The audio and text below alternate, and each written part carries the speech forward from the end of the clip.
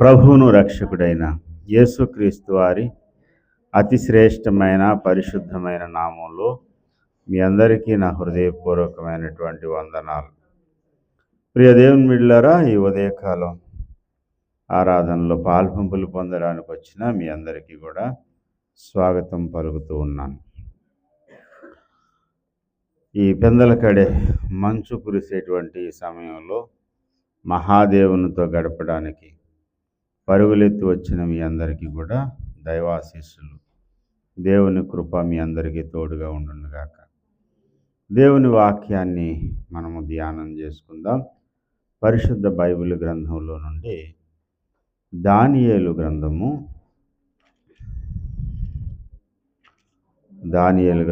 నుండి 10వ అధ్యాయం 11వ వచనం. దానియేలు, నీవు బహుప్రియుడవు గనుక నేను నీ యొద్దకు పంపబడి తిని, నీవు లేచి నిలవబడి నేను నీతో చెప్పు మాటలు తెలుసుకొనుమనెను. దేవుడి యొక్క పరిశుద్ధ వాక్యం ద్వారా మనందరితోనూ మాట్లాడినట్లుగా దేవుని ఆత్మ సహాయం అర్థిస్తూ మనం ప్రార్థన చేద్దాం. కనులు మూయండి, ప్రార్థనలో నాతో పాటు ఏకీవించండి. సకల ఆశీర్వచన శుభములకు మూలకారకుడు అయిన యేసయ్య, సర్వశుభదాయకుడు అయిన మా కన్న తండ్రి, నీకు వందనాలు. ఈ సమయాన్న నాతోనూ నీ పిల్లలందరితోనూ మీరే మాట్లాడండి. నీ వాక్యం మాకు కావాలి, నీ జీవం మాకు కావాలి. యోగ్యమైన రీతిలో మేమందరము నీ యొక్క బలలో పాల్పంపులు పొందడానికి మీరే మాకు సహాయం చేయండి. ప్రతి విధమైన అభ్యంతరాలు, ఆటంకాలు దూరం చేయమని, సమస్త మహిమా ఘనత ప్రభావాలు మీరు మాత్రమే పొంది మా జీవానికి ఆధారమైనటువంటి మా కన్న తండ్రి మమ్మల్ని దీవించమని, యోగ్యమైన రీతిలో అందరూ నీ బలలో పాల్పంపులు పొందే భాగ్యం నిమ్మని యేసయ్య నామంలోనే వేడుకుంటున్నాం పరమ తండ్రి. ఆమేన్, ఆమేన్. ప్రభునందు ప్రియమైన దేవుని బిడ్డలారా, ఈ యొక్క పరిశుద్ధ ఆదివార దినమందు దేవుని సన్నిధికి, దేవుని యొక్క మాట వినడానికి వచ్చినటువంటి మనమందరము ఈ ఒక్క మాట మీద దృష్టి పెడదాం. ఆ ఒక్క మాట ఏంటి అంటే, పరలోకము నుండి దేవుని యొక్క సన్నిధి నుండి పంపబడిన గబ్రియేలు అనే దేవదూత గారు దానియేలు అనే భక్తుని దగ్గరకు వచ్చి మాట్లాడుతూ ఉన్నాడు. దానియేలు అని పిలిచి, నీవు బహుప్రియుడవు గనుక నేను నీ యొద్దకు పంపబడ్డాను. నీవు బహుప్రియుడవు గనుక నేను పంపబడ్డాను. అక్కడ గనుక అనే మాట గమనార్హం. దానియేలు పంపబడ్డానికి కారణం ఏంటి అని అంటే, ఈయన బహుప్రియుడట. అప్పటికి 21 దినాలుగా దానియేలు బహు నిష్ఠాగరిష్ఠుడై ఉన్నాడు. చాలా నిష్ఠ చేస్తున్నాడు. అప్పటికి దానియేలుకి సుమారు 90 ఏళ్ళు ఉండొచ్చు. సుమారు 90 సంవత్సరాల వృద్ధాప్యంలో ఉన్నటువంటి ఈయన ఒక ప్రత్యేకమైన కారణంతో దేవుని సన్నిధిలో దీక్ష చేస్తూ ఉన్నాడు. 10వ అధ్యాయము మొదటి నుంచి మనం చదివితే, పారసీక రాజుకు కోరెషు పరిపాలన కాలములో 3వ సంవత్సరమున బెల్తెషాజరును దానియేలుకు ఒక సంగతి బయలుపరచబడింది. గొప్ప యుద్ధము జరుగునన్న సంగతి నిజమే. దానియేలు దాన్ని గ్రహించెను. అది దర్శనమును వలన అతనికి 2వ వచనం చదవండి.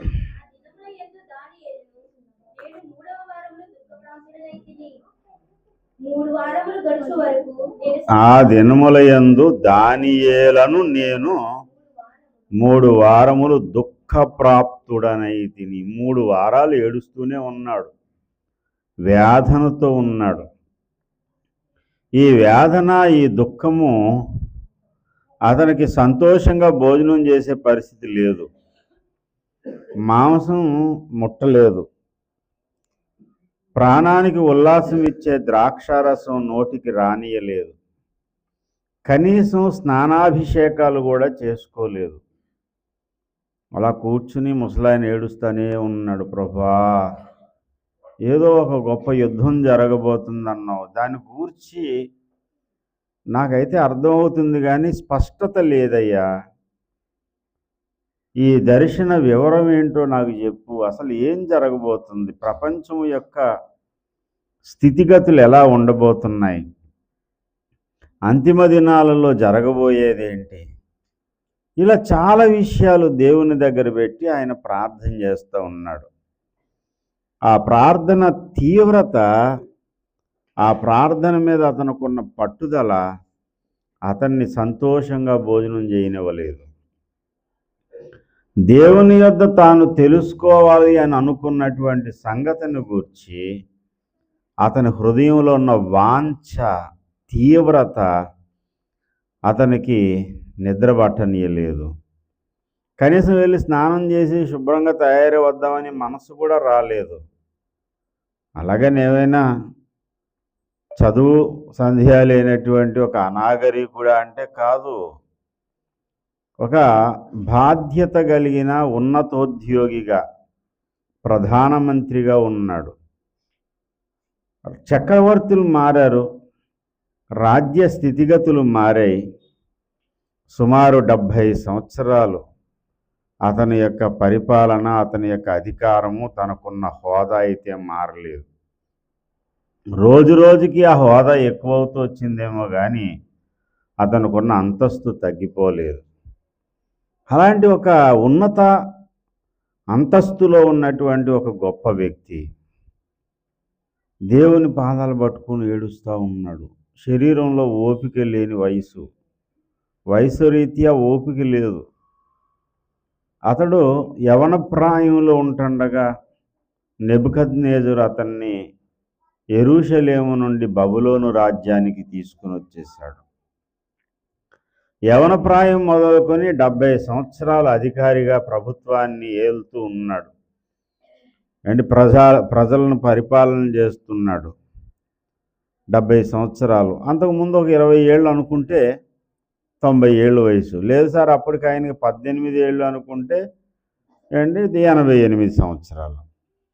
అందుకే సుమారుగా దానియేలు వయసు 90 ఏళ్ళు అన్నాను.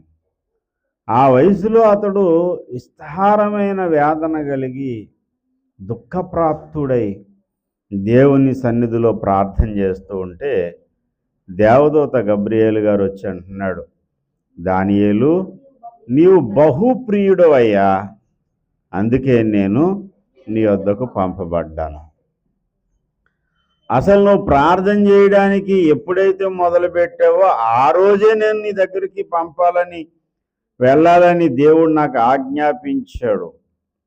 నీవు తగ్గించుకొని 12వ వచనం చదవండి. అప్పుడు అతడు, దానియేలు, భయపడకుము, నీవు తెలుసుకోవాలని నీ మనస్సును నీవు అప్పగించి నిన్ను తగ్గించుకొని ఆ మొదటి దినము మొదలుకొని నీవు చెప్పిన మాటలు వినబడినవి గనుక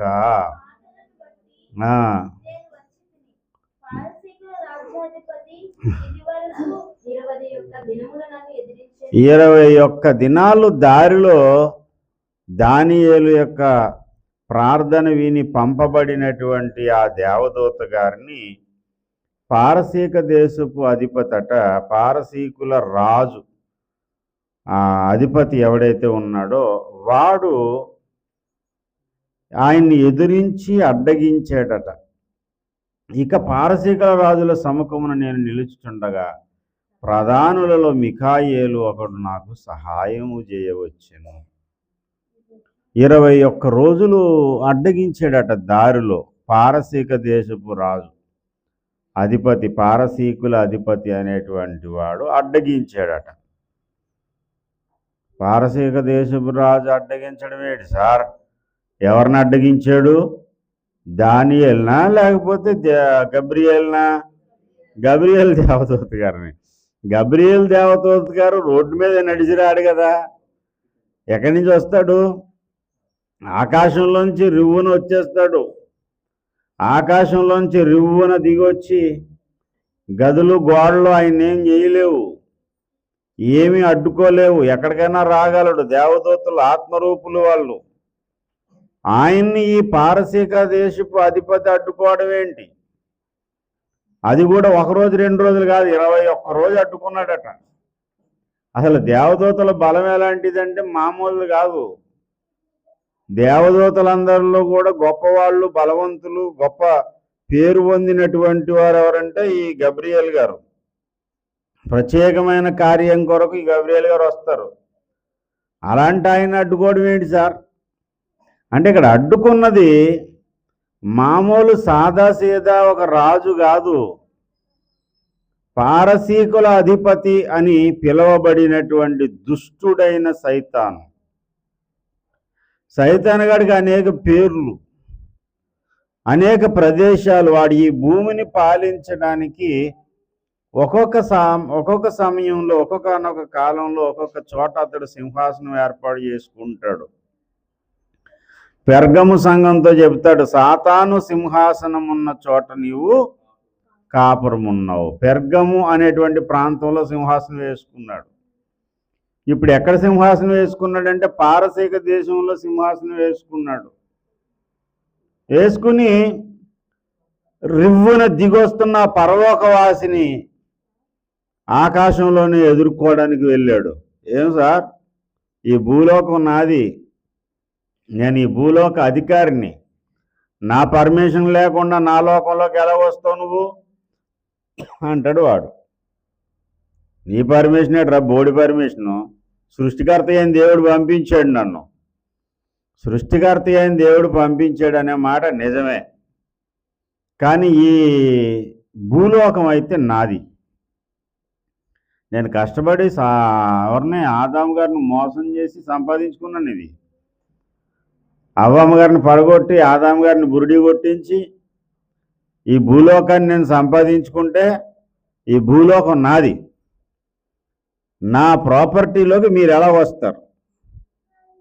ఎలా వస్తారేంటి? అక్కడ దానియేలు ప్రార్థన చేస్తే చేసుకొని సార్, అతను ప్రార్థన చేసుకుంటే మాత్రం నువ్వు వెళ్ళిపోతావా? వెళ్ళడానికి వీల్లేదు. వాడు లాజిక్తో అడ్డుకుంటాడు. వాడు లాజిక్లు గాడంతా. ఆ లాజిక్తో అడ్డుకుంటుంటే ఈ వాదన, ఈ గొడవ, ఈ యుద్ధం అయిపోయింది. ఈ యుద్ధం ఎన్ని రోజులు సాగిందంటే 21 రోజు పాటు యుద్ధం సాగింది. ఈ ముసలాయనేమో భూమి మీదేమో జవాబు రాక పట్టు వదలట్లేదు అండి. చాలామంది జవాబు రాకపోతే ప్రార్థన వదిలేస్తారు. ఏమన్నారు, మన కర్మండి, ఇంకేం మనం ఏం చెప్పలేము. ఇంకా ఎంత ప్రార్థన చేసినా దేవుడు జవాబు ఇవ్వకపోతే ఏం చేస్తాం? ఆయనకి దయలేదు అంతే. ఆయనకి దయ ఉంటే ఎప్పుడో మా ప్రార్థన వినేవాడు. దేవుడికి దయ లేదండి, అందుకే మా ప్రార్థన దేవుడు వినలేదండి అని ప్రార్థన మానేస్తారు. దానియేలు ఎలాంటోడంటే ప్రాణమన్నా పోగొట్టుకుంటాడు కానీ ప్రార్థన మాత్రం మానడు. దేవుని యొద్ద నుండి జవాబు వచ్చేంత వరకు మోకరించి దేవుని సన్నిధిలో దుఃఖంతో ఏడుస్తూ ఉంటాడు. పనోడు తీసుకొస్తాడు భోజనం, సార్ కౌజు పెట్టి బిర్యానీ వండానండి. వదిరా అంతే. అలా కాదయ్య గారు, కొంచెం తినండి, నీరసం అయిపోయారు కదా, కొంచెం పెరుగన్నం పెట్టు. సంతోషంగా భోజనం చేయలేదట, మాంసము తన నోటికి రానివ్వలేదట. భార్య పిల్లలు వచ్చి స్నానం చేద్దిరండి అండి అని అన్న సరే అవుతాం, నేను చేయను. అలా ఏడుస్తాడు. రాజ్య పరిపాలన చేయట్లేదు, ఏ పని చేయట్లేదు, ఆ గదిలో ఉండి ఏడుస్తూనే ఉన్నాడు. అయ్యో దానియేలుకి నీరసం వచ్చేస్తుంది, నేను తొందరగా వెళ్ళాలిరా, నువ్వు అటు తప్పుకో. ఎలా తప్పుకుంటారు, ఈ రాజ్యం నాది, నేను వెళ్ళనవని అంటాడు వాడు. ఈ గబ్రియేల్ గారేమో కంగారు పడుతున్నాడు, చూస్తున్నాడు దానియేలుని కిందన. దానియేలు చాలా వ్యాధంతో దేవుని సన్నిధిలో ఉన్నాడు. జవాబు వచ్చే వరకు ఇతనోదలుడు. వాడికేమో ఈ భూలోకానికి వెళ్ళడానికి ఇష్టం లేక, అసలు రానవడానికి ఇష్టం లేక మధ్యలో అడ్డు తగిలేడు వాడు. నా ప్రాపర్టీలోకి మీరు ఎలాగొస్తారని యుద్ధానికి దిగాడు. ఈ లోపుగా దేవుడు ఏం చేశాడంటే మికాయేలు గారిని పంపించాడు. పరలోకంలో దేవుని సేనలను నడిపించే సైన్యాధ్యక్షుడు అన్నమాట. ఆయన అధిపతి, ఆయన చాలా పై రేంజ్లో ఉన్నటువంటి అధికారి. దేవుడు అన్నాడు, ఒకసారి నువ్వు వెళ్ళి బాబు ముందు ఒకసారి అంటే, దానియేలు కిందన ప్రార్థన చేస్తున్నాడు. మధ్యలో ఈ గొడవ అంతా జరుగుతూ ఉంది. ఎక్కడ? ఆకాశ మండలంలో. సరిహద్దు పోరాటం అన్నమాట ఇది. ఎక్కడ సరిహద్దులు? భూలోకంలోనికి రావడానికి భూమి చుట్టూ ఒక సరిహద్దు గీసుకుని వాడు దూతలను పెట్టుకున్నాడు. ఆకాశ మండలమందున్న దురాత్మల సమూహము. మండలము అనే మాట ఉంది అక్కడ. మండలం అంటే ఏంటి? సర్కిల్ అన్నమాట. ఏంటి? ఆకాశ మండలము. ఆకాశం బల్లపరుపుగా ఒక తెరలా లేదు. భూమి చుట్టూ ఉన్నటువంటి ఒక వాతావరణంలో ప్రవేశించి భాగము చుట్టూ అదృశ్య దూతలు, సాతాను సేనలు అండ్ పారామిలిటరీ వాళ్ళలాగా వీళ్ళందరూ కాసుకుని ఉన్నారు. దేవుని యొద్ద నుండి సమాచారం కానీ సందేశం కానీ వస్తే మధ్యలో వీళ్ళు అడ్డు తగులుతారన్నమాట వీళ్ళు. అయితే అది పవర్ఫుల్ వేవ్స్ అనుకోండి, ఏం ఆపలేవు, రైట్గా వచ్చేస్తాయి, స్ట్రైట్గా వచ్చేస్తాయి. ఇప్పుడు వచ్చే వ్యక్తి చాలా ప్రధానమైన వ్యక్తి, తీసుకొచ్చే సమాచారం కూడా చాలా విలువైంది కాబట్టి నేనే రంగప్రవేశం చేస్తానని సైతన్గడు దూరాడు అనమాట. పారసీకుల అధిపతి ఎటు తెవట్లేదు. అక్కడ గొడవ చాలా హోరహోరిగా జరుగుతూ ఉంది. అప్పుడట ఎవరు అక్కడ నిలవడానికి తెగించే వాళ్ళు ఎవరూ లేకపోతే పరలోకం నుంచి మికాయేలు గారు వచ్చేసాడు. సరాసరి మికాయేలు గారు వచ్చి, గబ్రియల్ గారు నేను చూసుకుంటాను వీటి సంగతి అని చెప్పి, ఇప్పుడు ఫైట్ ఎవరితో స్టార్ట్ అయింది? మికాయేలుకి ఈయనకి జరుగుతుంటే సైలెంట్గా గబ్రియల్ గారు భూమి మీదకి వచ్చేసాడు. దేవునికి స్తోత్రం కలుగునుగా. చాలా నాగ్గా చేశారు ఫైట్ అక్కడ. ఇద్దరు కలిసి పోరాటం మానేశారు. సైలెంట్గా గబ్రియల్ గారు, మీరు 21 రోజులు మీరు పోరాటం చేశారు కదా, ఏంట్రా ఎక్కువ మాట్లాడుతున్నావు అంటే మళ్ళీ ఈ వాదన మొదలెట్టాడు. ఈ భూలోకం నాది, నా లోకంలోకి నా పర్మిషన్ లేకుండా మీరు ఎలా వస్తారయ్యా? మీకు న్యాయం లేదా? మీ దేవుడు చూస్తే నీతి న్యాయాలు కలిగిన దేవుడు అంటాడు. నీతి న్యాయాలు కలిగిన దేవుని సింహాసనం ఉన్నటువంటి లోకంలోంచి వచ్చారు మీరు, మీకు మాత్రం న్యాయం ఉండదన్నమాట. వచ్చేస్తారు మా ప్రాపర్టీలోకి అంటే, నీ ప్రాపర్టీ ఎలాగవుతుంది? విశ్వమంతా అయిందిరా, నువ్వు దొంగోడివి, నువ్వు దొంగిలించామా కష్టపడ్డామా అనేది పక్కన పెట్టండి, ముందు ఇది ఎవరిది అంటాడు వాడు. సరే, ఈ వాదంలో మికాయేలు గారు మునిగిపోయి, ఇది ఒకసారి జరగలేదంట, ఇలాంటివి చాలాసార్లు జరిగాయంట. ఇలాంటి చాలాసార్లు జరిగిన ప్రతిసారి కూడా ఏ దేవదూత గారు పనికిరాడంట అక్కడ. ఈ మికాయేలు గారు రావాలంట అక్కడికి. అక్కడ ఉందా బైబిల్లో మాట. ఇలాంటివి చాలాసార్లు జరిగాయి, కానీ నా పక్షంగా నిలవ తెగించేవాడు ఎవడో ఉండడు. అలాంటి సమయంలో వచ్చి ఈయన గారు ఎవరు? మికాయేలు గారు వచ్చి నా పక్షంగా నిలుస్తాడు అని మరలా నేను వెళ్ళాలి. అక్కడ గొడవ ఇంకా చాలా ఎక్కువగా ఉంది. కబురు చెప్పేసిన తర్వాత అంటాడు గబ్రియల్ గారు, ఇప్పుడు నేను అర్జెంటుగా మళ్ళీ వెనక్కి వెళ్ళాలి బాబు, మళ్ళీ 11:22 చదవండి. ఇప్పుడు సత్యము నీకు తెలియజేయుచున్నాను.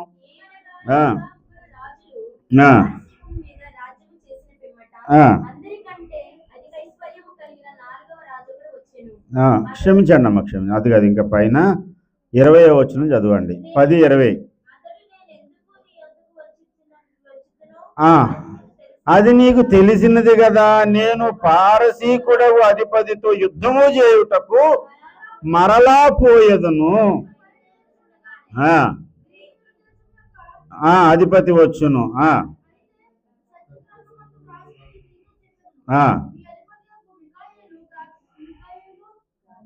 గాక ఈ సంగతులను గూర్చి నా పక్షముగా నిలవ తెగించిన వాడొక్కడునూ లేడు. పరలోకంలో ఇంకెవరు లేరు. ఎవరి పక్షంగా నిలవ తెగించేవాడు? గబ్రియల్ పక్షంగా యుద్ధం చేసి అంత పోరాటం చేయాలంటే అవతల హ్యాండ్ కూడా పెద్ద హ్యాండే అండి. డబ్ల్యూడబ్ల్యూ ఏదో ఉంటుంది చూడండి, వారీజ్ వారా ఏమంటారు, అది రావీజ్ వారా, కొట్టేసుకుంటుంటారు. ఆ దెబ్బలాటలో అవతలడితో నిలవాలంటే యువతలోడు కూడా మంచి బలవంతుడై ఉండాలి. ఏ దేవదూత గారు అతని పక్షంగా నిలిచేవాడు లేడు, ఈయనే.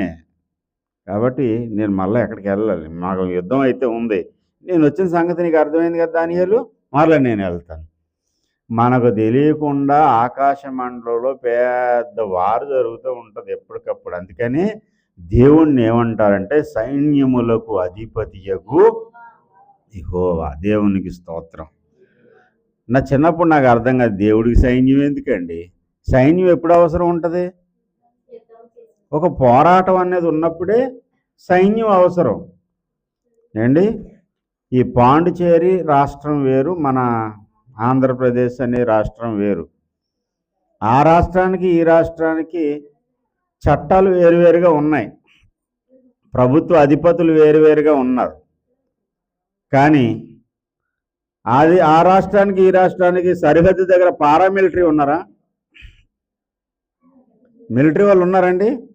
ఎవరు లేడు. అందులో కలిపొచ్చి ఇందులోకి వచ్చేయచ్చు. ఇటు వచ్చి ఆ ఎక్సైజ్ డిపార్ట్మెంట్ వాళ్ళు తాగేసి లేకపోతే మద్యం రవాణా చేస్తున్నారని అక్కడికి ఒక చెక్ పోస్ట్ పెట్టారు అంతే. అది కూడా ఒకసారి ఉండదు. కానీ ఆ రాష్ట్రానికి మన రాష్ట్రానికి ఏమి లేదంటే శత్రుత్వం లేదు. శత్రుత్వం ఉన్నప్పుడు ఏముంటుంది? సైన్యం ఉండాలి. అంటే దేవునికి సైన్యం ఎందుకు ఉందంటే దేవునికి ఒక శత్రువు ఉన్నాడు. ఆ శత్రువు అయిన సైతానుతో పోరాటం చేయడానికి దేవుని పక్షంగా యుద్ధం చేసేటువంటి సైన్యము దేవునికి ఉంది. పరలోక సైన్య సమూహము యేసయ్య పుట్టినప్పుడు దిగి వచ్చారు. దేవునికి స్తోత్రం. అంటే మామూలుగా రాలేదు, సైనికులు వచ్చారు. మధ్యలో వీళ్ళు అడ్డుకుంటుంటారు, ఎవడను అడ్డుకున్నదో దెబ్బేసి కిందకు వచ్చేస్తారనమాట. దేవునికి స్తోత్రం. దానియేలు 21 రోజు దేవుని సన్నిధిలో ఉండి ప్రార్థన చేస్తున్నప్పుడు 21వ రోజున దేవుడు జవాబిచ్చాడు. దేవునికి స్తోత్రం. ఈ తరుణంలో అంశంలోకి వెళ్ళకముందు ఒక మాట చెప్తున్నాను. నీకు ప్రార్థనకు జవాబు రానంతసేపు నువ్వేం చేయాలి తెలుసా? ఆ దుష్ట శక్తుల్ని బంధిస్తూ ప్రార్థన చేయాలి. ఏ దుష్ట శక్తి అయితే నా ప్రార్థనకు జవాబు రాకుండా అడ్డుకుంటున్న అపవిత్రాత్మలారా మిమ్మల్ని పొమ్మని ఆజ్ఞాపిస్తున్నాను. యేసుక్రీస్తు నామములో అడ్డు తొలగండి. దేవుని దగ్గర నుండి జవాబులు రాకుండా అనేక సార్లు దేవుని పిల్లలకు దేవుడిచ్చేటువంటి సమాధానము, బహుమానము దేవుని యొక్క వాక్కు రాకుండా ఈ దెయ్యాలే అడ్డుకుంటూ ఉంటాయి అన్నమాట. అడ్డుకుంటున్న దెయ్యాలను ఏం చేయాలంటే బతిమాలొద్దు, ఏం చేయాలి? మనము కూడా తొలగిపోమని ఆజ్ఞాపించాలి. ఇప్పుడు అక్కడ వాదించేటువంటి దేవదూత గారు ఎందుకు వస్తున్నావు నువ్వు అని అడిగితే, ఇదిగో భూమి మీద నన్ను నీ దేశంలో ఉండే, నీ రాజ్యంలో ఉండే, నా రాజ్యం నా రాజ్యం, ఈ లోకం అంతా నా రాజ్యం అంటున్నావు కదా, నీ రాజ్యంలో వాళ్ళే నన్ను పిలుస్తున్నారు, నీ రాజ్యంలో వాళ్ళే నిన్ను తిడుతున్నారు. అక్కడ చూసుకో ఒకసారి, పోరా అడ్డు తొలగిపోరా అంటున్నారా లేదా? మరి పొమ్మన్నప్పుడు సిగ్గులేదా నీకు సిగ్గులేదా? మేము వెళ్తున్నాం అంటే మనం చేసే ప్రార్థన ఎక్కడి వరకు వెళ్తుందో తెలుసా? పరలోక దర్బారుకి వెళ్తుంది. మధ్యలో అడ్డుకునే వాళ్ళకేమో ఆటంకాలు కలిగించే వాళ్ళకు కూడా తగులుతుంది. ఎంత పొడిగెళ్తుందో ఈ ప్రార్థన. దేవునికి స్తోత్రం. హల్లెలూయా. మీరు ఎప్పుడైనా ఏదైనా సందర్భంలో పోలీస్ స్టేషన్కి వెళ్తే, తప్పు చేశాను కాదులేండి, ఏదో కారణంతో ఏదో సందర్భంలో వెళ్తే ఆ పోలీస్ స్టేషన్లో ఈ ఏమంటారు దాని పేరు, వాకీటాకీ ఒక వ్యవస్థ ఉంటుంది. దాని పేరు నాకు పూర్తిగా తెలియదు, కానీ చిన్న చిన్న వాకీటాకీలు పెట్టుకుని మాట్లాడుతూ ఉంటారు. 1 టౌన్ ఏరియాలో ట్రాఫిక్ రూల్స్ బ్రేక్ చేసుకుని వాడు వెళ్ళిపోతున్నాడు, బండి నెంబర్ పలానా ఓవర్, ఆడు ఎక్కడో 2 టౌన్ ధర 1 టౌన్ ధర చెప్తే అది 3 టౌన్లో 1 టౌన్లో అన్ని టౌన్ స్టేషన్లు వినబడుతుంది. సేమ్ టైము ఆ వాకిటాకీలో మాటలు అందరి దగ్గర అన్ని పోలీసుల జీపుల్లో కూడా వినబడుతూ ఉంటుంది. ఏదో ఒక విషయంలో పోలీస్ స్టేషన్కి వెళ్తే ఇదే వినబడుతుంది మాటి మాటికి. సినిమా రోడ్లో ట్రాఫిక్ అడ్డంగా లారీ పెట్టారండి, ఓవర్ అంటున్నాడు. ఈ మాట అక్కడ వినబడుతుంది. అప్పుడు నాకు అర్థమైంది ఏంటంటే, నీ ప్రార్థన పరలోకమందు వినబడింది అన్నాడు కదా. మనం భూమి మీద మాట్లాడుతుంటే సింపుల్గా వాకిటాకీ కూడా లేదు మన దగ్గర. Wireless walkie talkie prayer. Wireless walkie talkie అండి ప్రేయర్ అంటేనే. అసలు వైర్లెస్సే కాదు, వాకిటాకీ లేదు ఇక్కడ. ప్రార్థన చేస్తున్నాం, ఈ ప్రార్థన పరలోకంలో వినబడుతుంది. మధ్యలో దేవుని రక్షణ సైన్యం దగ్గర కూడా ఆ జీప్ ఉంటుంది అనమాట. వాళ్ళ దగ్గర వాళ్ళ వాహనంలో కూడా వినబడుతుంది, రే సిగ్గులేదురా, నేను పో దుష్టుడా పో, అటు తొలగి పో అంటున్నారు. వాళ్ళందరూ అంటున్నారు కదా, ఇంతమంది నిన్ను చీచి అంటున్నా, నీకు సిగ్గులేదా? సైతాన్ గారిని ఎర్రెక్కించడానికి కూడా ఇలాంటి ప్రార్థనలు చేయాలండి. మీకు తెలుసా సాతాను ఎదిరించు సూత్రాలని మొంగుమూరు దేవదాసాయి గారు రాసిన పుస్తకంలో ఇలాగే ప్రార్థన చేస్తారు. సైతానా, చాలాసార్లు యేసయ్య చేతిలో ఓడిపోయావు, అయినా నీకు సిగ్గులేదా? యేసయ్య శిష్యుల చేతిలో కూడా నువ్వు ఓడిపోయావు, నీ తల మాత్రం చితగొట్టబడింది, కేవలం నీ తోకే ఉంది, అయినా నీకు సిగ్గులేదా? పో యేసు నామములో. చాలా వెరైటీగా ఉంటుంది ప్రార్థన. ఒకసారి మా అన్నయ్య నేను ఒక ఏరియాకి వెళ్ళాం వాక్యం చెప్పడానికి. ఒక పూట నేను చెప్పాను, 2 పూటలు మా అన్నయ్య చెప్పాడు వాక్యం.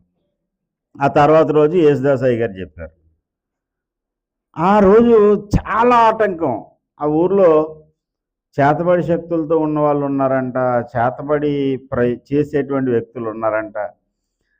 వాక్యం చెప్తే చాలా ఆటంకం, ప్రార్థన చాలా ఆటంకంగా జరుగుతుంది. ప్రార్థన చేస్తున్నాం, ప్రభువా ఈ ఆటంకాన్ని తొలగించు. ఆత్మలో చాలా అభ్యంతరాలు కనపడుతూ ఉన్నాయి, చాలా గలివిలు ఉంది. ఉదయం నుంచి ప్రార్థన చేస్తూ ఉన్నాం, ఎంతసేపు ప్రార్థన చేసినా జవాబు రావడం లేదు, విడుదల రావడం లేదు, పరిశుద్ధాత్మ కుమ్మరింపు జరగడం లేదు. అలాగా ప్రార్థనకి వెళ్ళే సమయానికి ముందు మా అన్నయ్య నేను అలా ప్రార్థన చేస్తుంటే మా వాడు అన్నాడు, వరే నువ్వు ప్రార్థన చేయరా అన్నాడు. నేను మొదలెట్టాను, సాతానా, యేసయ్య చేతిలో చాలాసార్లు నువ్వు ఓడిపోయావు, అయినా నీకు సిగ్గులేదా? నువ్వు ఆయన శిష్యుల చేతిలో కూడా చాలాసార్లు ఓడిపోయావు, అయినా నీకు సిగ్గులేదా?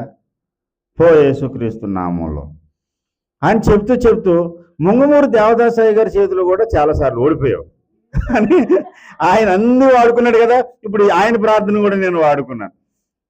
అలా వాడుకుని ప్రార్థన చేస్తుంటే ఒక్కసారిగా ఉదయం నుంచి పోరాటం చేస్తున్నాం చూడండి, కాసేపట్లో వాక్యం చెప్పడానికి వెళ్ళాలి, పరిశుద్ధాత్మ దేవుడు ఒక్కసారి దిగి వచ్చేసాడు అంతే. దేవునికి స్తోత్రం, హల్లెలూయా అండి.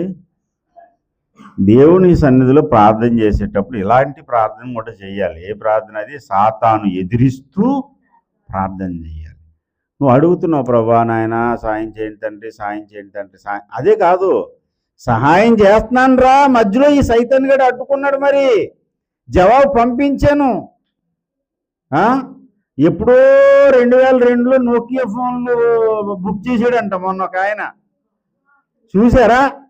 16 సంవత్సరాలకు వచ్చినాయి అంట. 16 సంవత్సరాల పాటు అవి ఎంత దూరం అంటే ఒక 15-20 కిలోమీటర్లు చెక్ పోస్ట్ దగ్గర ఆగిపోయాయి అంటే, ఏదో కారణం చేత, డాక్యుమెంట్స్ ప్రాబ్లం వల్ల. అవేమో అంతర్యుద్ధం వల్ల, డాక్యుమెంట్స్ ప్రాబ్లం వల్ల రానవలేదంట. ఆ అంతర్యుద్ధం వల్ల నోకియా ఫోన్ ఆగిపోతే ఇప్పటికి 16 సంవత్సరాల తర్వాత ఎప్పుడో నోకియా ఫోన్లు రాగానే అవి పట్టుకొని తెగ నవ్వుతున్నాడు. ఇప్పుడు ఏం చేసుకోవాలి సార్ ఈ డబ్బా ఫోన్లు, ఎవడు కొంటాడు? అలాగా వచ్చే మెటీరియల్ని ఆపినట్టు, అంతర్యుద్ధాలు ఆపినట్టు సైతాన్ గడు ఆపుతూ ఉంటాడు. నువ్వేం చేయాలి? మధ్యలో వాటిని బ్రేక్ చేస్తూ ప్రార్థన చేయాలి. దేవునికి స్తోత్రం, హల్లెలూయా. ఇది స్పిరిచువల్ వార్ఫేర్లో భాగం, ఇది ఆధ్యాత్మిక పోరాటం. ఇది డెమనాలజీ అనేటువంటి ఒక శాస్త్రం ఉంది, సైతాను విజ్ఞాన శాస్త్రం, సైతాన్ని గూర్చిన శాస్త్రం. ఈ సైతాన్ గడు ప్రతిదానికి అడ్డు తగులుతూ ఉంటాడు. అందుకని మనం ప్రతి కార్యం కొరకు ఏం చేయాలంటే వాడిని బ్రేక్ చేస్తూ వాడికి ఒక మాట వేస్తూ ఉండాలి మధ్య మధ్యలో. ప్రార్థన అంటే దేవునితోనే మాట్లాడడం కాదు. మధ్య మధ్యలో జాజు కొట్టినప్పుడు చూడండి, డిడ్డు అని కొడతారు పైన కంచం మీద. అలాగా మధ్య మధ్యలో ఒక దెబ్బ ఆడి మీద కూడా వేయాలి. ఫస్ట్ అయితన్న అడ్డుదలుగు, మా కార్యాలకు నువ్వు అడ్డుదలుగు ప్రతిసారి. అందుకనే ప్రార్థన చేసేటప్పుడు ఆఖరిలో కూడా చాలామంది భక్తులు నేర్పించారు పద్ధతి. యేసు రక్తమునకే జయము, ప్రభు యేసు రక్తమునకే జయము. లాస్ట్లో ఏమన్నారు? సాతాను క్రియలకు సంపూర్ణమైన నాశనం. ఈ ఒక పాట కింద నేర్పించారు మంగమూరి దేవదాసయ్య గారు.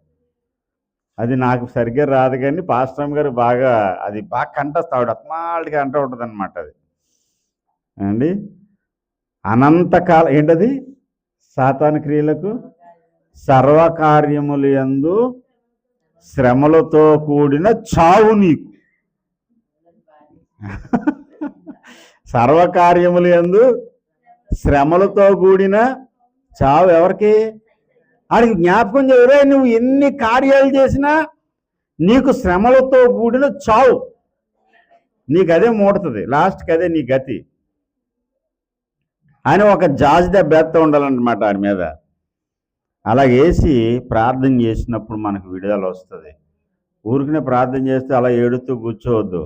దానియేలు పాపం అలా ప్రార్థన చేస్తూ ఉన్నాడు దేవుని సన్నిధిలో. అంటే ఇక్కడ మనం నేర్చుకోవాల్సిన పాఠాలు. ప్రార్థనకు జవాబు వచ్చేంత వరకు ప్రార్థనలో నుంచి లెగొద్దు. 2, ప్రార్థనలోని మనం పోరాటం చేసేటప్పుడు జవాబు రావడం కోసం మనం ఏం చేయాలి? మధ్యలో ఆటంకాలు అభ్యంతరాలు కలిగించే దెయ్యాలను బంధిస్తూ ప్రార్థించాలి.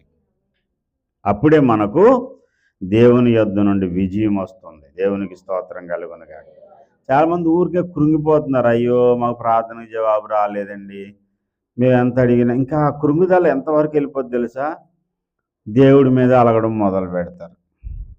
ఆయన మా ప్రార్థన ఎందుకు వింటావులే నాయన, మేమేమి గొప్ప వాళ్ళమని మా ప్రార్థన వినాలి. ఈ సమయంలో ఈ ఇంత పోరాటం చేసేవాడు ప్రార్థన వినడు దేవుడు. ఏడుతున్నోడు ప్రార్థన అంటే ఇంకొకడు ఎవడో తెలివైనోడు సింపుల్గా ప్రార్థన చేస్తాడు. ఏరా సైతన్గా, నాకు దేవుడు పంపించిన ఉత్తరం మధ్యలో ఎందుకు నువ్వు తీసుకున్నావు? సిగ్గులేదా నీకు?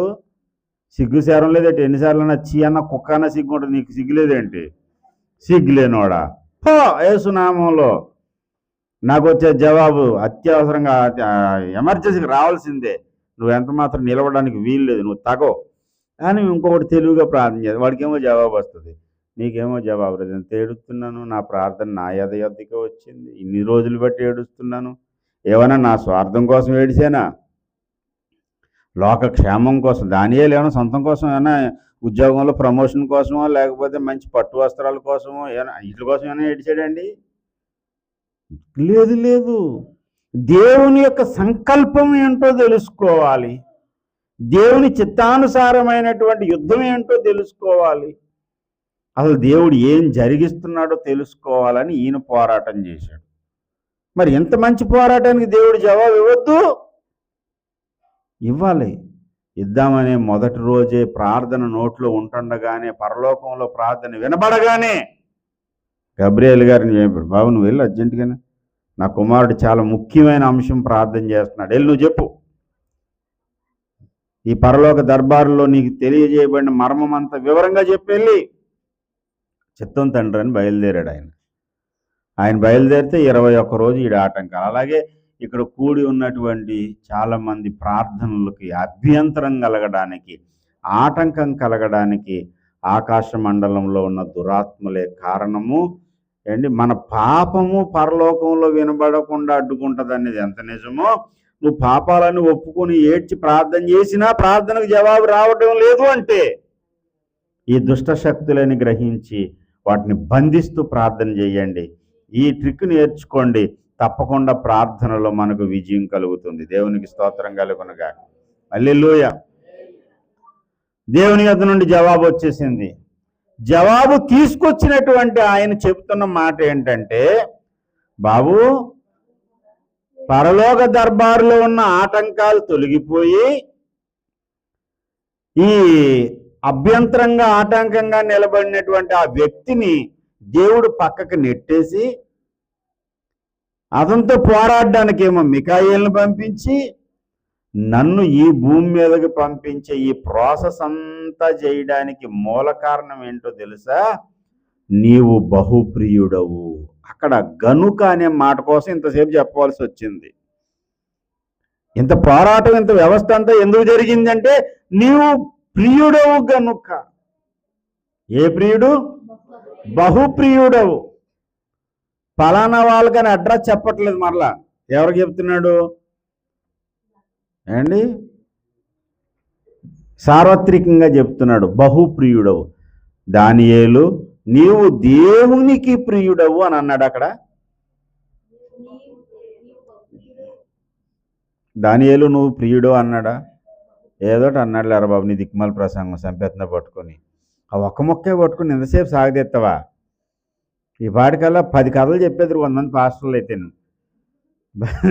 బైబిల్లో అబ్రహాం మొదలుకొని ప్రకటన గ్రంథం యోహాను వరకు వచ్చేద్దరు. దీన్ని కథలు చెప్పడం మానేసి ఇంకొక ఆయన ఉన్నాడు, ఆయన మంచి అన్నయ్యే. ఆయన కూడా ఆయన ట్రిక్లు నేను గమనించాను. దేనికన్నా కథ చెప్తాడు ఆయన, దేనికైనా. ఇప్పుడు మొన్న సీఎం గారు వచ్చిన క్రిస్మస్ పండుగ కూడా, క్రిస్మస్ పండుగలో ఏదైనా మంచి టాపిక్ చెప్తాడేమో అనుకున్నాను. భలే కథ చెప్పాడు అక్కడ కూడా. ఆ కథ చెప్పారు. ఆయన నవ్వకండి, అవి కూడా అవసరమే. అంటే ఒక్కొక్కరికి ఒక్కో రకమైనటువంటి అలవాటు ఉంటుంది. ఆ కథ చెప్పి మొత్తం అందరికీ ఆ విషయం కనెక్ట్ అయిపోయేలా చేశాడు. అలా బోల్డ్ కథలు చెప్పొచ్చు, కానీ ఇప్పుడు నేను మాత్రం ఆ కథలు చెప్పదలుచుకోలేదు. ఇక్కడున్న ఈ వాక్య భాగంలో ఉన్నటువంటి విషయం ఏంటో దాన్ని తవ్వి తీసుకుని దాన్ని నేర్చుకుని దాని ప్రకారంగా నడుచుకోవాలనేది నా ఉద్దేశం. ఆయన కథ చెప్పడం వల్ల ఫైనల్ ఆయన గురి ఏంటంటే ఒక సత్యాన్ని నేర్పించాలనేది అండి. ఇప్పుడు మరలా వద్దాం ఎక్కడికి? 10-11 అమ్మ, 10-11 అమ్మ. అంటే 10-11 అయ్యే వరకు వదలవా మమ్మల్ని? ఉదయం వచ్చాం 6 గంటలకి, 10-11 అన్నాడు పాస్టర్ గారు. అమ్మా చెల్లి, 10-11 అట. ఏ 10-11 అమ్మా? దానియేలు గ్రంథం 10-11. దానియేలు నీవు బహుప్రియుడవు. చాలు మళ్ళీ అక్కడికి వెళ్ళిపోద్దు. దానియేలు నీవు బహుప్రియుడవు. దానియేలు నీవు దేవునికి ప్రియుడవు అని అనడం లేదు. ఇక్కడ ఏమన్నాడు? ఎవరికి బహుప్రియుడు? ఎవరికి ప్రియుడు? వాడికి ప్రియుడు. ఎవరికి ప్రియుడు అంటే దేవునికి మాత్రమే కాదు, పరలోక దర్బారుకి, పరలోకంలోనూ భూమి మీద ఉన్నటువంటి దేవుని కుటుంబమునకు ఏమయ్యాడైనా? ప్రియుడయ్యాడు. దేవునికి స్తోత్రం కలుగునుగాక. భక్తుడు అనేటువంటి వాడు ఎలాంటి వాడు అంటే అండి, 16వ కీర్తన 2వ చరణం 3వ చరణం, నేను ఇలాగందును అంటే నేను ఇలాగంటాను. ఏమనంటే భూమి మీద ఉన్న భక్తులే శ్రేష్ఠులు, వారు నాకు కేవలము ఇష్టులు. దేవునికి స్తోత్రం. భక్తులు దేవుని యొక్క భక్తునికి ఇష్టలు అవుతారు. భక్తులు దేవునికి ఇష్టలు అవుతారు.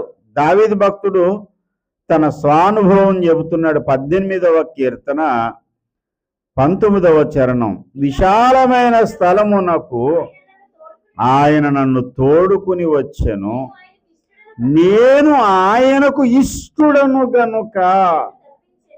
భక్తుడు దేవునికి ఇష్టుడు, భక్తుడు మరొక భక్తుడికి కూడా ఇష్టుడు.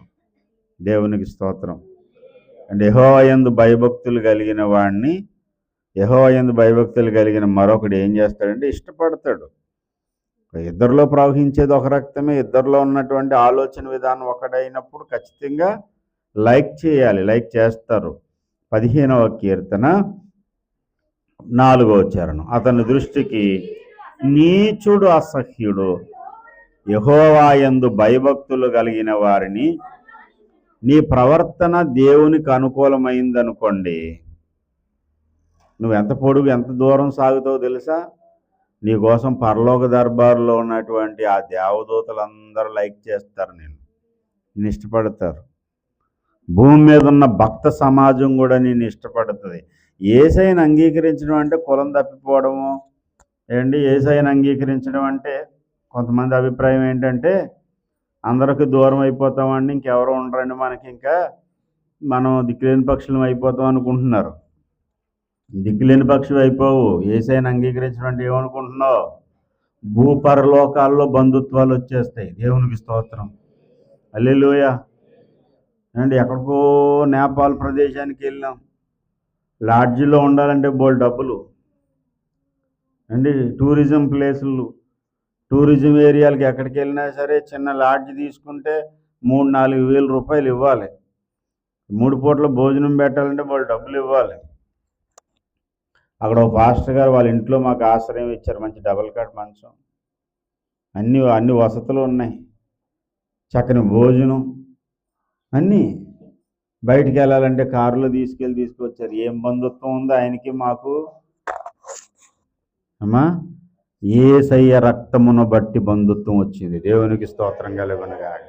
యేసయ్య రక్త సంబంధం. నువ్వు దేవునికి ప్రియుడు అయ్యావనుకో, దేవునికి నువ్వు నచ్చేసావనుకో, పరలోకానికి కూడా నచ్చేస్తావు, భూలోకంలో పరలోకంలో ఉన్న దేవుని పిల్లలందరికీ నచ్చేస్తావు. ఏ మూలకి వెళ్తే ఆ మూలలోనే బంధుత్వాలు ఏర్పడిపోతాయి. దేవునికి స్తోత్రం, హల్లెలూయా. ఈ హిమాలయ పర్వతాల మీద ఉన్నటువంటి ఒక ప్రాంతానికి వచ్చాం, మినీ మౌంట్ దాని పేరు. మినీ మౌంట్ కొండ పైన చర్చ్ ఉంది.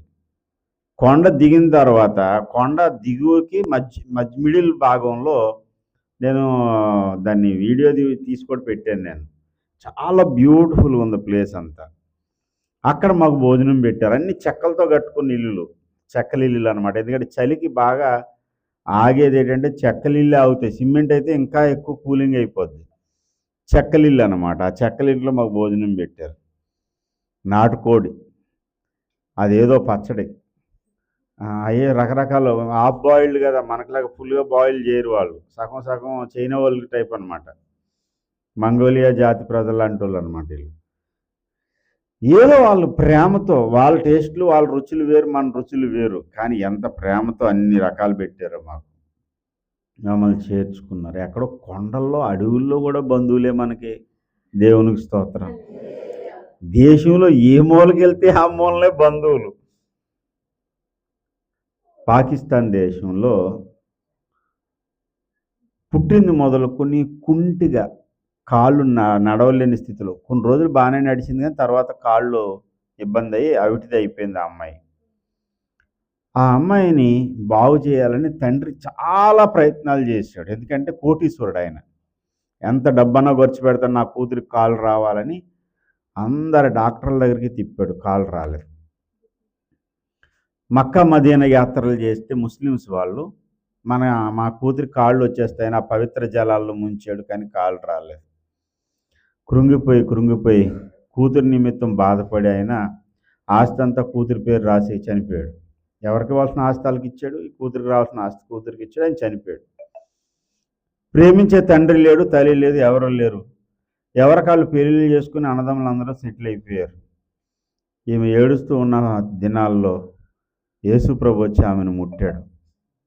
2 కాళ్ళు ఆమెకు స్వస్థ వచ్చేసింది, చక్కగా నడిచే స్థితి వచ్చింది ఆమెకి. ఆమె పేరు గుల్షన్ ఎస్తేర్. గుల్షన్ ఆమె పేరు. కాళ్ళు బాగా సెట్ అయిపోయినాయి, చక్కగా ఆరోగ్యవంతురాలు అయిపోయింది. ఒకరోజు అక్క కూతురు పెళ్ళి అవుతుంటే ఆ పెళ్ళికి ఈమె బయలుదేరి ఈమె పెళ్ళికి వెళ్తే వాళ్ళందరూ చాలా ఆశ్చర్యంగా చూస్తున్నారు ఈమెని. వాళ్ళ అక్క వచ్చి, ఏమే బురకా లేకుండా వస్తున్నావు ఏంటి అని తిట్టింది వాళ్ళ అక్క. అక్క, కుంటిదాన్ని నడిచి వస్తున్నావేమే అని ఆశ్చర్యపోవడం అనేసి బురకా లేకుండా వస్తున్నానంటావేంటి? అవును కదా, నువ్వు కుంటిదాన్ని కదా, నువ్వు ఎలా నడుస్తున్నావు, నడవలేవు కదా, నువ్వేనా అంటుంది వాళ్ళ అక్క. వాళ్ళ బావ, వాళ్ళ అన్నయ్య, వాళ్ళందరూ వచ్చి ఆశ్చర్యంగా చూస్తున్నారు. అయినా బురక ఎందుకు లేదే నీకు? బురక వేసుకోవాలి కదా. బురక అంటే తెలుసు కదా, నల్లగుడ్డ పైనుంచి కింద వరకు గోను సంచిలో కప్పేస్తారు కదా, పైనుంచి కనబడకుండాను. ఏమండి, ఆ బురక అన్నమాట. ఎందుకు లేదు బురక అని చెప్పి గొడవ పెడుతున్నారు. బురక కాదు సార్, ఏసైనా కాళ్ళు ముట్టాడు స్వస్థపరిచాడు అనేసరికి గొడవ స్టార్ట్. ఇంట్లోకి రానవరే, గొడవ గొడవ గొడవ గొడవ. రాత్రి అయిపోయింది, 11 అయిపోతుంది. యేసుప్రభు దేవుడు కాదంటారు వాళ్ళు. ఈమె ఖురాన్లో నుండి, బైబిల్లో నుండి యేసయ్య దేవుడని సాక్ష్యం ఇవ్వడం మొదలుపెట్టింది. ఇంకా వాళ్ళకి కోపం వచ్చేసి ఏమన్నారు తెలుసా? పో, పెళ్ళి లేదు, ఏమీ లేదు. వాళ్ళ అక్క భోజనం చేయమంటుంది, భోజనం కూడా పెట్టలేదు, గెంటేశారు ఏమని పొమ్మన్నారు. సరే అన్నయ్య వెళ్ళిపోతానురా, కనీసం బస్ స్టాండ్కి దిగబెట్టాను అంటే, నీ కాలు ముట్టిన దేవుడు ఉన్నాడు కదా, వస్తాడులే, వెళ్ళు, ఆయన చూసుకుంటాడు నిన్ను అని చెప్పేసి వెళ్ళిపోమన్నారు.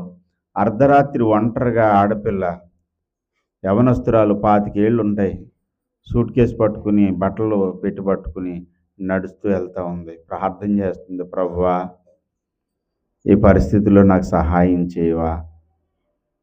రయ్యమని వేగంగా ఒక ఆటో వచ్చి ఆగింది. ఈమె చెయ్యట్టి ఆపలేదు, ఆటో ఆగింది. ఆగగానే ఆటోలోకి వెళ్ళి బస్ స్టాండ్కి తీసుకెళ్ళంటే అతను ఏం మాట్లాడలేదు, తల ఊపాడు. బస్ స్టాండ్కి వెళ్ళిపోయింది ఆటో. బస్ స్టాండ్కి వెళ్ళిన తర్వాత ఈమె దిగ్గానే సూట్ కేసు ఆయన పట్టుకున్నాడు. ఈమె నడిచి వెళ్తుంటే సూట్ కేసు పట్టుకుని బస్సులోకి ఎక్కాడు. బస్సులో ఈమె కూర్చున్నటువంటి ప్రదేశంలో సూట్ కేసు పెట్టాడు. ఒక్క మాట కూడా మాట్లాడలేదు. ఈవిడ అంటుంది, బాబు డబ్బులు ఎంత అని అంటే, ఆయన ఇస్తారులే అన్నాడు. ఆయన ఎవరు ఏంటి, ఆయన ఎవరు, ఎంతకీ నువ్వెవరు అని అడిగాను. నేనా అని ఫుల్ హ్యాండ్ షర్ట్ అయింది. ఈ షర్ట్ బటన్ ఇప్పాడు. ఇలా బటన్ ఇలా తీసి చూసేసరికి బంగారు అక్షరాలతో పేతురు అని రాసుంది అక్కడ. నువ్వు దేవునికి ప్రియుడు అయితే నీ కోసం పరలోకం నుంచి పేతురే దిగి వచ్చేస్తాడు, పరదేశం నుంచి దేవదూతలు దిగి వచ్చేది. ఎవరినన్నా తీసుకొస్తాడు ఆ సమయాన్ని, ఎవరినన్నా సరే. అడిగితేనే అడ్రస్ చెప్పరండి. మొన్న అడవిలో మీకు జ్ఞాపకం ఉందా? పోయిన సంవత్సరం అవుతుంది, ఎంత అవుతుంది, సంవత్సరం అవుతుంది. ఆవెల్తి నుంచి వచ్చేటప్పుడు అడవిలో చీకటి పడిపోయింది, ఎలా రావాలో తెలియకుండా దారి తప్పుతుంటే అడవిలోంచి ఎవడో అడుగుతున్నాడు చీకటిలోంచి, అలా కాదు అలా కాదు అలా కాదు. ఎక్కడి నుంచి అవుతున్నాడు వీడు, ఎక్కడి నుంచి వచ్చాడో తెలీదు.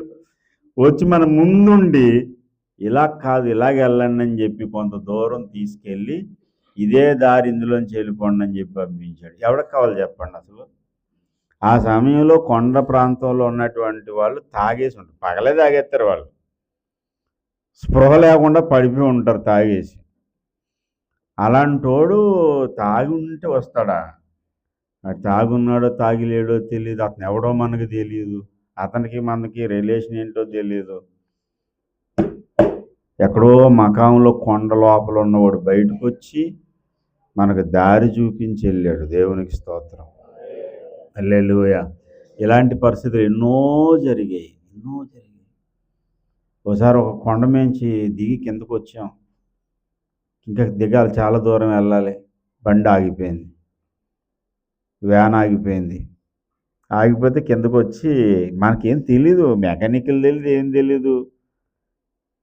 డీజిల్ ట్యాంకులో లైట్ వేసి చూస్తే కనపడదు, అసలు జనరల్గా కనపడట్లేదు. ఆయిల్ కానీ అయిపోయిందా అని చెప్పి డౌట్ వచ్చి కిందన ఒక బోల్ట్ ఉంటుంది, ట్యాంక్కి ఆయిల్ వెళ్ళే బోల్ట్ అనమాట. ఆ బోల్ట్ ఇప్పి లాగుతుంటే అందులోంచి బుడగలు వస్తున్నాయి తప్ప డీజిల్ రావడం లేదు. డీజిల్ అయిపోయింది ఆల్రెడీ. డీజిల్ అయిపోయి అది ఆగిపోతే దానికి పడి మేము ఏడుస్తున్నాం, ఏం చేయాలో తెలియక. రాత్రి సమయం, చీకటి. బాలరాజు ఉన్నట్టున్నాడు అప్పుడు, 5555 బండి అప్పుడు. ఇంకెవరున్నారు ఆ సీన్లో?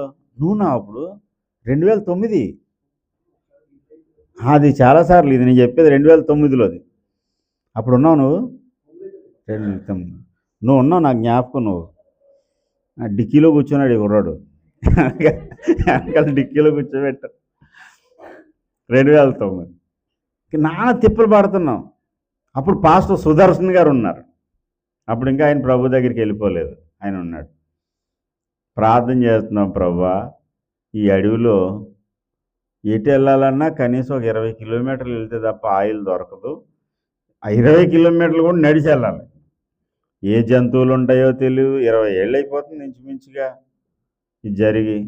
ఎటు వెళ్ళాలో తెలియదు నాయన, ఏం చేయాలో మీరే సహాయం చేయండి అని ప్రార్థన చేసి ఆమెన్ అందం అనుకుంటున్నాం. ఆ కింద నుండి అడుగుతున్నాడు, అనయా ఒక ఆయిల్ లేదనయా అని అడుగుతున్నాడు. ఈ సుదర్శన్ పాస్టర్ గారికి ఒక దర్శనం వచ్చింది. ఆ దర్శనం ఏంటంటే, ఒక డబ్బా నిండా ఆయిల్ ఎవరో తీసుకొచ్చి ట్యాంకులో పోస్తున్నాడంట. పాస్టర్ గారండి, ట్యాంకులో ఆయిల్ ఒక ఆయన పోస్తున్నట్టు నాకు దర్శనం వచ్చిందండి అన్నాడు. ఈలోపు ఆ కింద ఉన్నవాడు అడుగుతున్నాడు, అనే ట్యాంకులో అప్పుడు నోరు పెట్టి గొట్టంతా ఊతున్నాడంట. ఊతుంటే అని బుడగలు వస్తున్నాయంట, అందులోంచి బుడుబుడుమని సౌండ్ వస్తుందంట. అనే ఒక చుక్క ఆయిల్ లేనట్టుంది, బుడుబుడుమని సౌండ్ వస్తుంది అంటాడు. ప్రార్థన అయిన తర్వాత పొలోమని ఆయిల్ వచ్చేస్తుందంట అందులోంచి. వచ్చేస్తుంటే వెంటనే నట్టు బిగించారు బాబు, డబ్బాతో పోసేడు. ఇప్పుడే ఆయన ఎవరు? దేవుడు పంపించిన దేవదూత. దేవునికి స్తోత్రం. మనకేం తెలియదండి అసలు, బళ్ళు గురించి ఏం తెలియదు. సువార్త సేవలో దేవుణ్ణి దగ్గరగా చూసాం, దేవుని సన్నిధి చూసాం. దేవునికి స్తోత్రం. మద్రాతిగూడెం అనేటువంటి ఊరిలో సువార్త ప్రకటించి సువార్త కూటం పెట్టాం. కూటం అయిపోయిన తర్వాత కొండ దిగాలి. అప్పటికే ఒక టైర్ ఏమో ప్యాచి పడిపోయింది. స్టెపిన్ టైరు మన దగ్గర డబ్బులు లేక దానికి చిన్న కన్నం ఉంటే, చిన్నప్పుడు సైకిల్కి చూడండి కన్నం ఉన్నప్పుడు ఏం చేస్తాం, టైర్కి కన్నం ఉంటే సూప్ పెట్టించేసి మళ్ళీ ఏం చేస్తాం, చిన్న సూప్ ముక్క టైర్ ముక్క ఏదో పెట్టేసి ఏం చేస్తాం కదా. అదే లెక్క ప్రకారంగా టైర్ పనిచేయదు అన్నాడు వాడు. పనిచేయదంటే నేనేమన్నానంటే, బాబు ఇప్పుడు అనవసరంగా ఈ డబ్బులు పెట్టి కొనాలంటే మా దగ్గర డబ్బులు లేవు, ఓ పని చేయి, ఒకవేళ ఇది కానీ ప్యాచ్ పడిన స్టెపిన్ టైర్కి కన్నంలో నుంచి చిన్న టైర్ ముక్కో లేదా చిన్న సూప్ ముక్కో పెట్టేసి అంటే, ఏంటంటే ఇదేనా సైకిల్ అనుకుంటున్నారా అన్నాడు. పోన్లే ఏదో ఒకటి పని చేస్తుంది కదా, సూప్ ముక్క ఒకటి పెట్టేయంటే మీ కర్మ అనుకుని ఒక కారు సూప్ తీసి కారు సూప్ ముక్క ఏమో ఈ కన్నానికి పెట్టి మళ్ళీ లోపల సూప్ పెట్టేసి గాలి కొట్టి ఇచ్చేసాడు. గాలి కొట్టి ఇచ్చేసిన తర్వాత అది ఎలాగ బూరు పొంగినట్టు పొంగింది అక్కడ కన్నం దగ్గర. కొండ మీద రాత్రి కూటం అయిపోయిన తర్వాత ఆ ఉన్న టైర్కి ప్యాచ్ పడిపోయింది కదా, మన దగ్గర ఇంకేముంది, ఇంకా ఈ బూరు ఉన్నదే ఉంది. బూరులో పొంగిపోయింది. పొంగిపోయిన టైర్ని తీసుకొచ్చి ఫ్రంట్ వీల్కి వేసాం. అసలు ఫ్రంట్ వీల్కి వేయకూడదు, వెనకాల వేసినా బాగుంటుంది, ఇప్పుడైతే తెలుసు మనకి.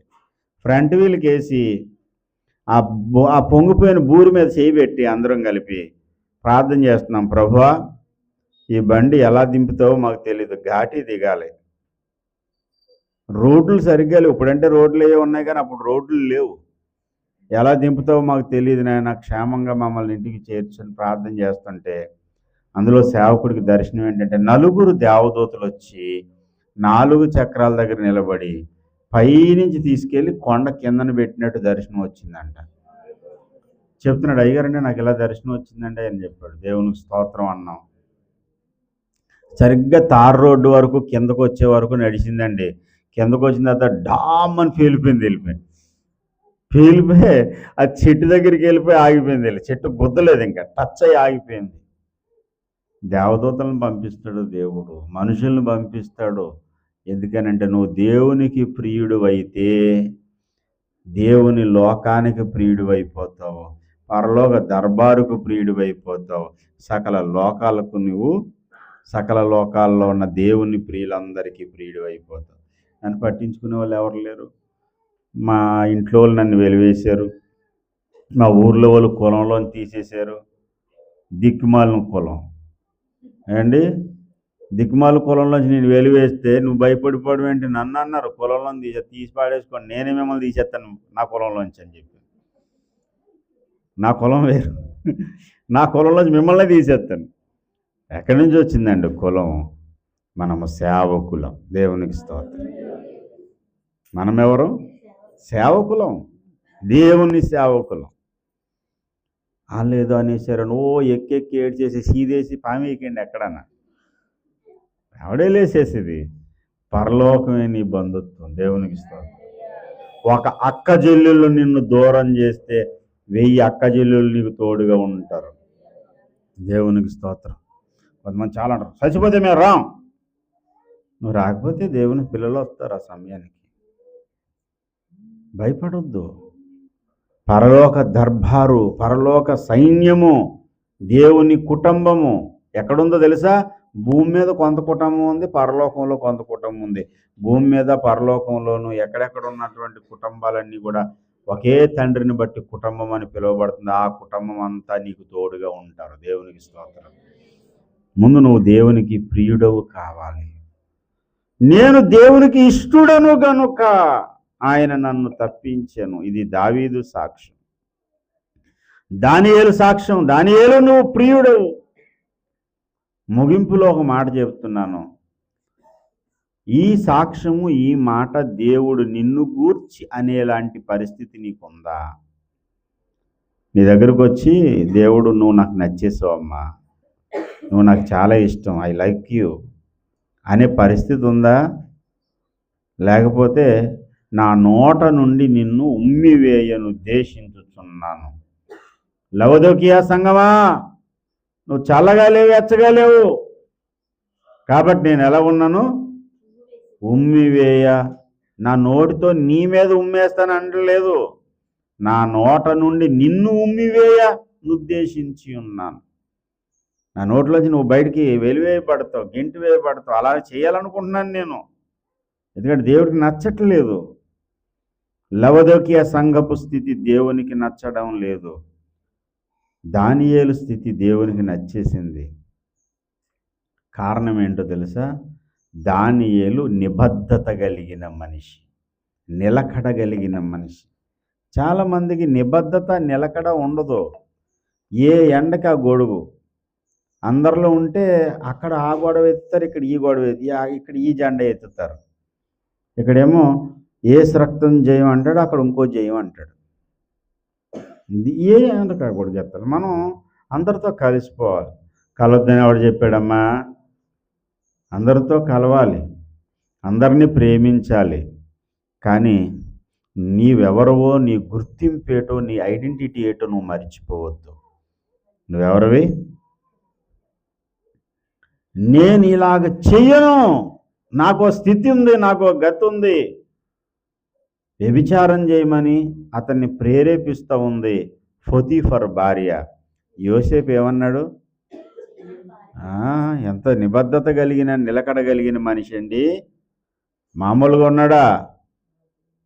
నేను దేవునికి వ్యతిరేకంగా ఇంత దుష్కార్యం, ఇంత ఘోరమైన దుష్కార్యం చెయ్యను.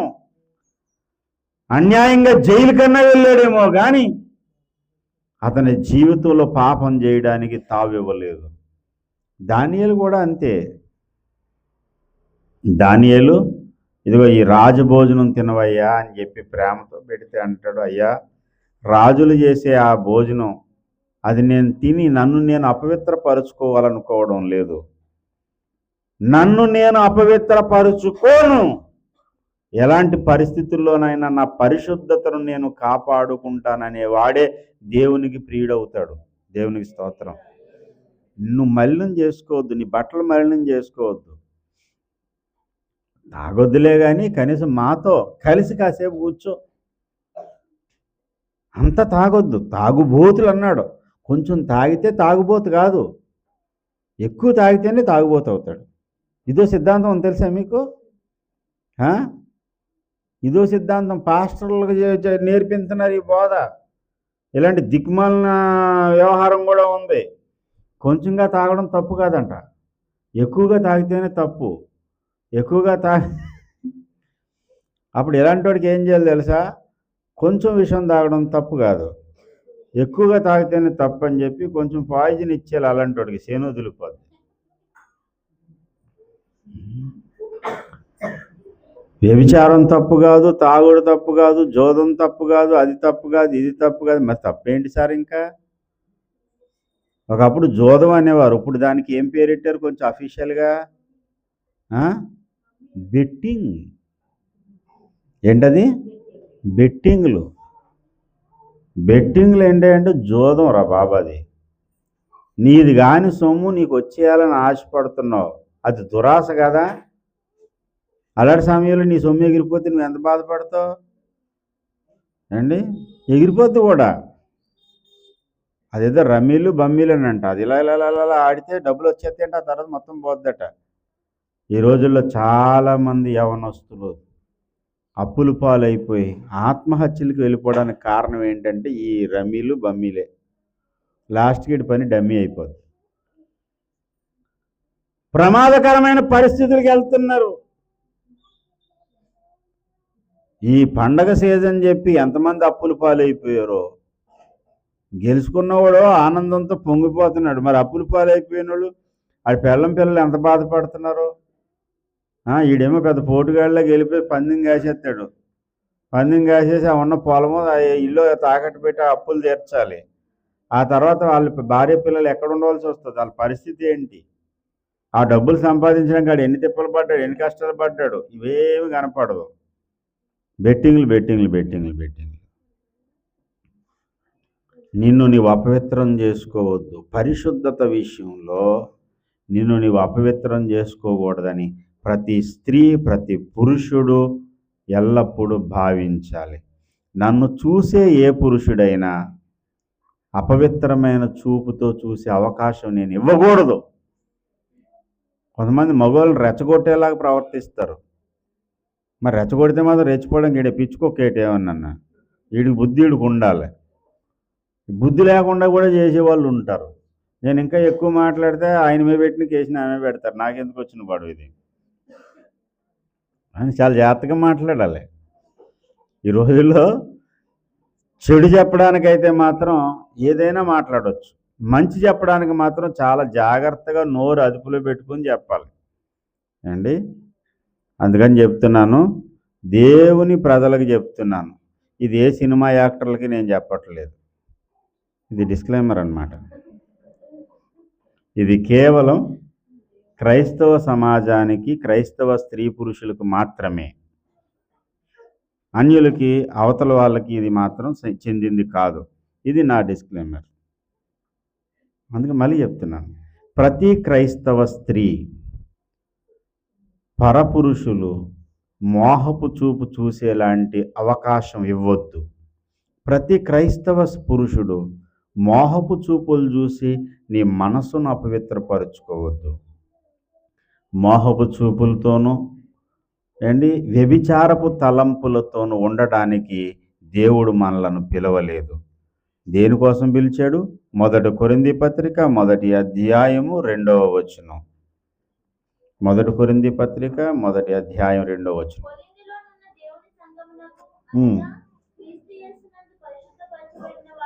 పరిశుద్ధపరచబడిన వారై పరిశుద్ధులుగా ఉండుటకు, పరిశుద్ధపరచబడిన వారై పరిశుద్ధులుగా ఉండుటకు పిలవబడిన వారు. అదండి సంఘం అంటే. నువ్వు పరిశుద్ధపరచబడి పరిశుద్ధంగా ఉండడానికి పిలువబడ్డావు. నీ దేహాన్ని అపవిత్రపరుచుకోవద్దు. కొంతమంది జారత్వం అనేది, వ్యభిచారం అనేది తప్పు కాదనేటువంటి ప్రసంగాలు చేసే వాళ్ళు ఉన్నారు. స్వేచ్ఛ అటది. ఏ స్వేచ్ఛ? బోడి స్వేచ్ఛ. ఎయిడ్స్ వచ్చేకి తెలుస్తుంది స్వేచ్ఛ ఏంటో. విచ్చలవిడిగా దారి తప్పి, అదుపు తప్పి తిరగడానికి మనం పశువులం కాదు, జ్ఞానం ఎరిగిన మనుషులం. జ్ఞానము, దేవుని రూపము దేవుడు మనకి ఇచ్చాడు. కాబట్టి వావి వరసలు లేకుండా ఇష్టానుసారంగా అడ్డుగోలుగా తిరగొద్దు. నిబద్ధత కలిగి ఉండాలి. చూపులో, మాటలో, తలంపులలో, ప్రతి విషయంలో కూడా పవిత్రతకు, పరిశుద్ధతకు పెద్దపీట వేయాలి. అలాంటి వ్యక్తిత్వము కలిగినటువంటి దానియేలు దేవునికి నచ్చేశాడు. పరిశుద్ధతే నాకు అలంకారం అని దేవుడు అంటున్నాడు. పరిశుద్ధ అలంకారాలు ధరించుకుని ఆయనకి నమస్కారం చేయమంటున్నాడు. అంతేగాని చాటుమాటుగా పాప కార్యాలకు, చీకటి కార్యాలకు మన మనసును అప్పగించుకుని, శరీరాన్ని అప్పగించుకుని, పర్వాలేదులే అనుకుంటే జారత్వము అనేది ఎంత ప్రమాదకరమైందో తెలుసా? ఒకడు ఒళ్ళో నిప్పులుంచుకుంటే జేబులో అగ్ని పేసుకుంటే ఎలా ఉంటుంది? తన వస్త్రము కాలకుండునా జారత్వము జరిగించువాడు బుద్ధి శూన్యుడు. నువ్వు జారత్వం జరిగిస్తే, వ్యభిచారంతో పాపకార్యాలతో నువ్వు రాజీ పడిపోతే అది అవమానం ఈరోజు ఒక రోజుతో అయిపోయేది కాదు. నీ జీవిత కాలం అంతా అది నిన్ను వెంటాడుతూనే ఉంటుంది. సామెతల గ్రంథం 6వ అధ్యాయము 27వ వచనం, ఒకడు తన ఒడిలో అగ్ని ఉంచుకొని ఎడల వాని వస్త్రము కాలకుండున, ఒకడు నిప్పుల మీద నడిచిన ఎడల వాని పాదము కమలకుండున, తన పొరుగు వాని భార్యను కూడువాడు ఆ ప్రకారమే నాశనమగును, ఆమెను ముట్టువాడు శిక్ష తప్పించుకొనపోడు. 33, వాడు దెబ్బలకును అవమానమునకును పాత్రుడగును, వానుకు కలుగు అపకీర్తి ఎన్నటికీ తొలగిపోదు. ఒక్కసారి ఈ ముద్ర కానీ పడిందంటే అది ఎప్పటికీ పోదండి.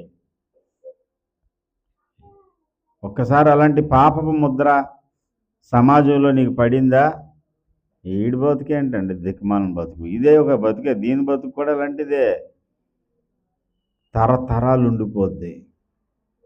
సమాజంలో నిప్పులాగా బ్రతకాలంటే, దేవుని సంఘంలో దేవుని పిల్లలుగా నీవు చలామణి అవుతున్నటువంటి వ్యక్తివి, ఈ జారత్వము అనే మాట నీ నోటకు రానియొద్దు, నీ తలంపులకు రానియొద్దు. నీ దేహమును పవిత్రంగా కాపాడుకోవాలి అండి. కొంతమంది ఇంకా ఈ ఫ్యాన్ చూడండి, ఈ ఆల్ట్రేషన్ పెడతారు, అటు ఇటు తిరుగుతుంది కదా, ఆడపిల్లలు వెళ్ళిపోతాడు ఇంక అలా చూస్తూనే ఉంటాడు. ఈ మెడ పట్టేసిన వాళ్ళకి ఇలా పొద్దు తిరుగుడు పువ్వు అనమాట. అది ఎడితే ఆ పిల్ల ఎటు వెళ్తుంటే ఇటు అటే తిరుగుతూ ఉంటాడు. ఏరా అంత ఇదేంది, అంత అవసరం ఏంటి?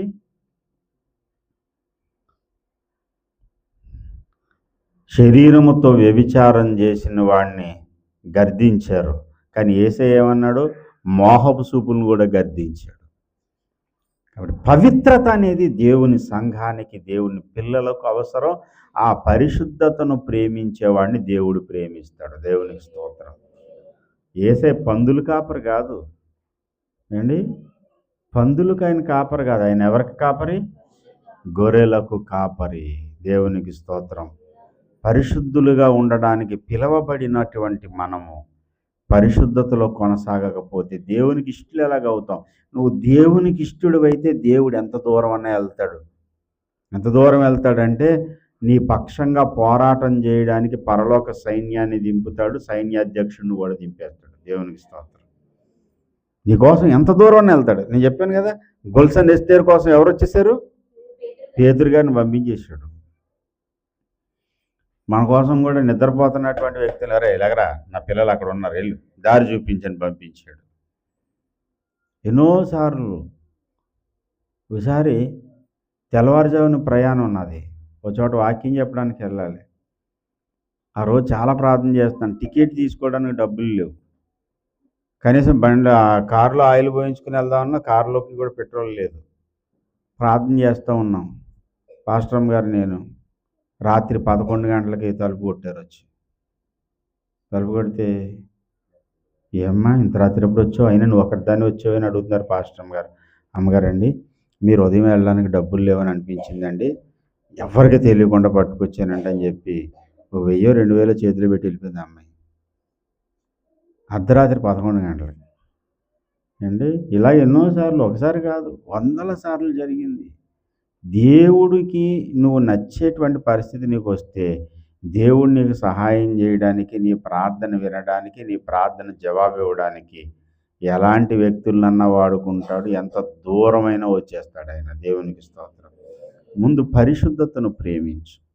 దేవునికి నచ్చాలి. నువ్వు దేవునికి నచ్చలేని చెత్తంతా తీసి అవతల పారే. ప్రభు బలకు వెళ్ళే ముందు నిన్ను నువ్వు పరీక్షించుకో. దానియేలు, నీవు ప్రియుడవు అనే పరిస్థితి ఉందా?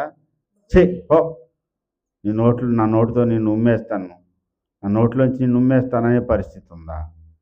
ఎలా ఉందో పరిశీలన చేసుకుందాం, పరీక్ష చేసుకుందాం. ఒకవేళ దేవునికి ఇష్టం లేని క్రియలు నీలో ఉన్నాయా, వాటిని విడిచిపెడదాం, దేవునికి ప్రియులమవుదాం. దేవుడు మనకు సహాయం చేయనుగాక. రండి ప్రార్థన చేద్దాం. త్వరగా ప్రార్థనలో దేవుని పాదాలు పట్టుకొని ప్రభు వాళ్ళకు మనం ముందుకు సాగుదాం.